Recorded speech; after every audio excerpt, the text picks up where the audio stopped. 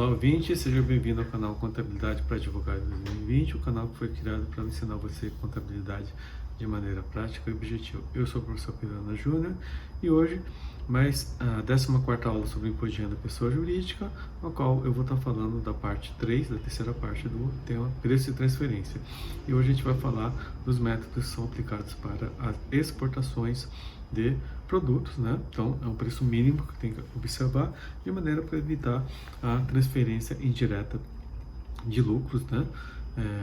De um país para o outro, ou seja, deixar de tributar o lucro aqui no Brasil e que o lucro fosse gerado no país lá fora, que tenha uma tributação favorecida ou que tributa renda. Então, para evitar esse tipo de operação, que era muito comum, a partir de 1997, com a Lei 9.430, foi criada a metodologia dos preços de transferências, que tem que ser observada em operações praticadas com pessoas vinculadas ou com operações com o país que não tribute a renda ou tribute a renda a um alíquota inferior a 20%.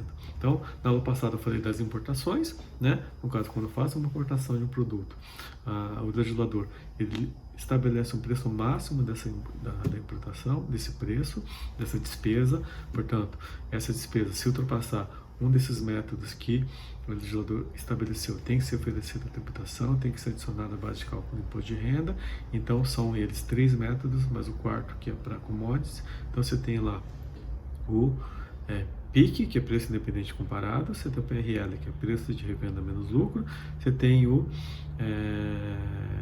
custo de produção menos lucro, CPL, e temos o PCI, que é para as commodities. Então, nesse caso, eu tenho que aplicar um desses 4 métodos, né? E eu posso escolher mais de um, e vou aplicar aquele que me for mais me favorecer. Eu vou sempre comparar o valor do método que estabeleceu o preço máximo daquilo com o preço da minha operação, né? E é esse valor que eu tenho que obedecer, que o legislador, que a autoridade fiscal brasileira, ele vai analisar para ver se a empresa está obedecendo ou não, e se houver alguma diferença, se for reconhecida uma despesa maior, essa despesa tem que ser oferecida à tributação, é uma adição à base de cálculo do imposto de renda e da contribuição social sobre o lucro. E hoje, o que a gente vai estar falando? Vai estar falando do preço de transferência, do transfer price, que tem que ser observado nas exportações, no caso das receitas de exportações, no caso quando eu estiver vendendo produto para o exterior, né? Então, quando eu fizer uma operação dessa de venda de produto para o exterior, de exportação, com pessoa vinculada, ou que não tribute a renda, ou tribute a renda a uma alíquota inferior a 20%, eu vou obedecer um desses métodos que a gente vai estar falando a seguir. Então, exportação, premissa, preço mínimo. Então, ele tem que ter uma receita mínima para ser reconhecida, para justamente evitar que essa receita deixe de ser tributada aqui no Brasil, né? E quando eu aplico o preço de transferência nas exportações, então, eu sujeito ao arbitramento do preço de transferência quando o preço médio de venda dos bens e serviços dos direitos na exportação for inferior, ou seja, esses preços, o preço que eu estiver praticando, ele for inferior a 90% do preço médio de venda dos mesmos bens e serviços de direitos praticados no mercado brasileiro, menos CMS e ISS, PIS e COFINS. Então, eu vou comparar a operação que eu estiver fazendo no Brasil com a operação de exportação. Então, se esse preço for inferior a 90% do preço que eu pratico aqui no Brasil, ou seja, eu fazendo exportação, eu mesmo comparo a minha venda local com a minha venda do exterior. Se essa venda do exterior, né, de exportação, for inferior a 90% do que eu estiver praticando aqui no Brasil, eu sou obrigado a fazer preço de transferência, né? Agora, se esse preço não for inferior a 90%, então eu, regra geral, não preciso praticar o preço de transferência, né? E eu vou estar sempre comparando no mesmo período em condições de pagamento semelhante. É lógico, eu não posso comparar banana com laranja e laranja com abacaxi. Eu vou estar sempre comparando coisas parecidas. Então, sou obrigado a fazer preço de transferência nas exportações. Quais são os métodos que o legislador definiu? Então, o primeiro deles é preço de venda das exportações, ou PVEX, tá? Então, nesse método, o que eu tenho que observar?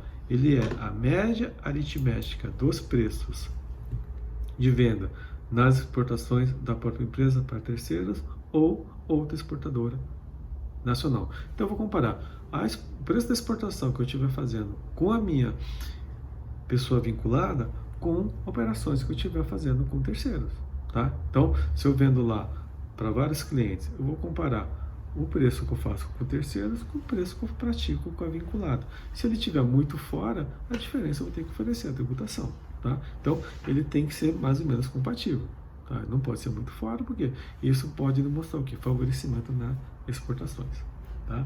Segundo, método tem que aplicar, porque vamos imaginar que essa pessoa jurídica, ela não faz operações com terceiros, só faz com a sua controladora, com a sua controlada, com a sua matriz, tá? Então, não tem como comparar com o terceiro. Então, eu vou procurar outros métodos para poder fazer a comparação, né? Para poder verificar se aquele preço praticado não está muito fora do parâmetro que seria razoável. Então, segundo método, preço de venda por atacado no país de destino menos lucro, PVA. Então, operações que eu vou comparar, que é a venda de atacado, tá? Então, é a média aritmética dos preços de venda de bens idênticos ou similares praticados no mercado atacadista no país de destino. Então, eu vou comparar lá, né, o que está sendo feito no atacado naquele país, subtraído dos impostos e uma margem de lucro de 15% sobre preço de venda no atacado. Então, eu vou estabelecer, né, uma margem de lucro aí de 15%. Tá? Então, vou pegar o preço que está praticando lá no país em operação de atacado, coloco uma margem de lucro de 15%, esse é o valor mínimo que tem que ser observado aqui no Brasil. Se tiver reconhecido uma receita por valor inferior, tem que ser oferecida a tributação à diferença. Terceiro método, né, que é preço de venda no varejo no país de destino, ou PVV, tá? Então, o PVV, o que eu vou fazer? Ele é a média aritmética dos preços de venda no mercado varejista. No PVA é mercado atacadista, aqui eu estou falando mercado varejista, no país de destino, menos lucro de 20%.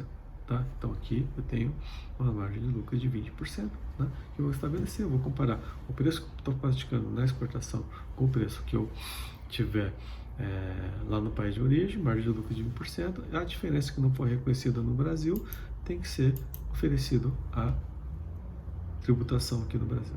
Tá?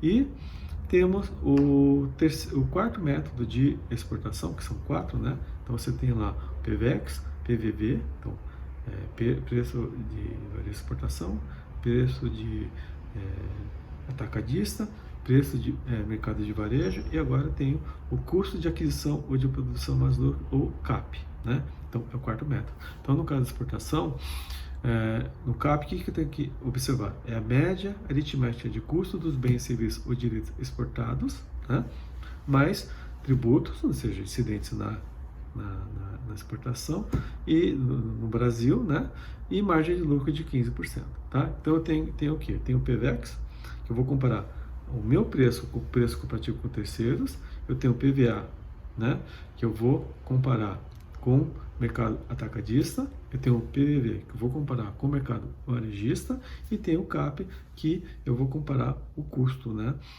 dos bens e serviços aqui no Brasil, com uma margem de lucro de 15%. Tá?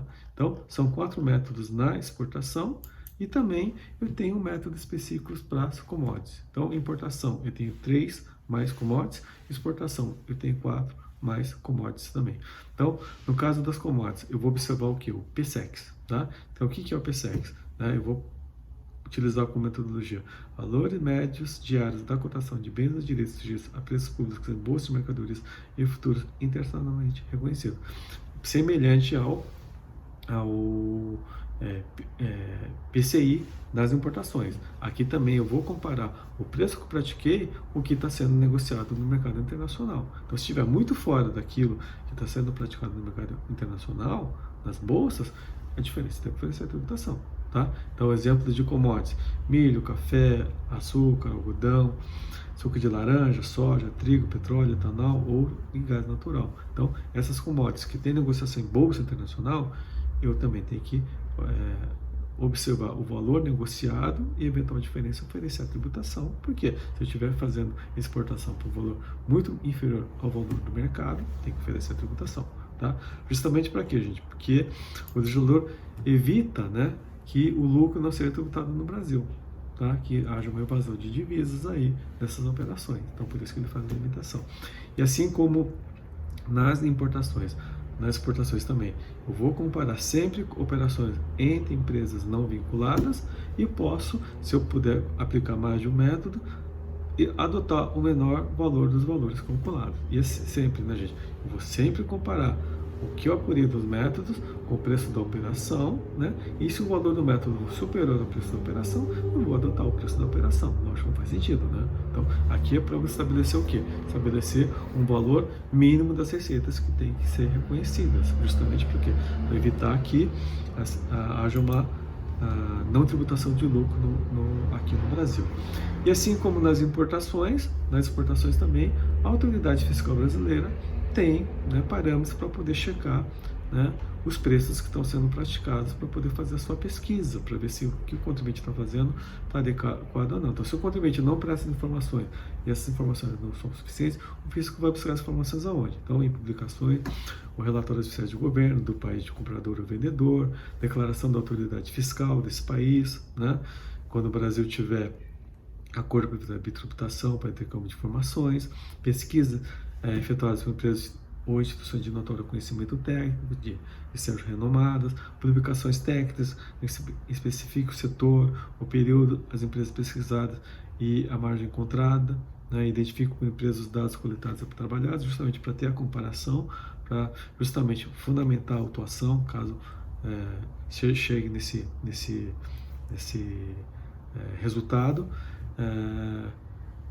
e ele só vai ser adotado se for, né, respeitar, né, os métodos de avaliação internacionalmente adotados, né, e se referir a período contemporâneo com a operação da base de cálculo do imposto de renda da empresa brasileira. Lógico, não posso comparar, né, uma operação de 2020 com operações de 5 anos atrás, que você tinha uma taxa de câmbio diferente, uma condição de mercado diferente. Eu vou ter que sempre comparar o mais próximo possível do quando a operação está sendo efetuada.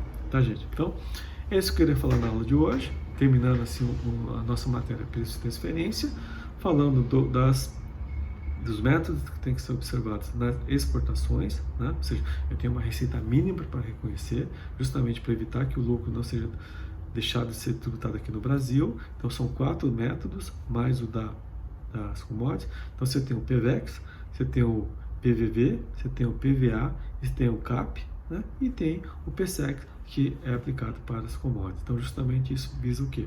Visa evitar, né, a não tributação do lucro aqui no Brasil. Então, se fez a operação com empresa vinculada, na qual você tem algum tipo de interesse, alguma relação com essa pessoa jurídica ou física no exterior, ou com país que não tribute a renda, ou tribute uma alíquota de menor que 20%, eu sou obrigado a aplicar essa metodologia dos preços de transferência, que foi introduzida pela Lei 9.430 a partir de janeiro de 1997. Tá, gente? Espero que tenham gostado da aula de hoje, né? Aqui o objetivo é dar uma noção para você. Lógico que tem que estudar, tem que verificar, vai na legislação, vai no regulamento de imposto de renda, tem bastante coisa, né, para você poder aprofundar o seu estudo. Então, se gostou, dá o seu like, né, se inscreve no canal para poder receber as notificações dos próximos vídeos, compartilhe esse vídeo, espero você na próxima aula. Obrigado.